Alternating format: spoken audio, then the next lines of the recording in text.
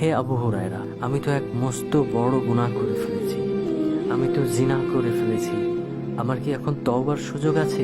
আমি তখন তাকে বললাম, আল্লাহ তাআলার কসম, তোমার তওবার কোনো উপায় দেখছি না আমি।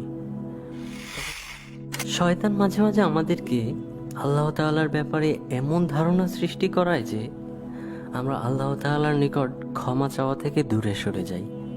আর সে আমাদেরকে এই বলে ধোঁকা দেয় যে এত এত গুনাহ করেছো, কিভাবে ভাবতে পারলে যে আল্লাহ তোমাকে ক্ষমা করবে? আল্লাহ তোমাকে কখনোই ক্ষমা করবে না।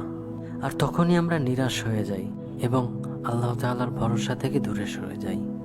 চলুন আমি আপনাদেরকে হযরত আবু হুরায়রা রাদিয়াল্লাহু তাআলা আনহুর একটি ঘটনা শোনাই।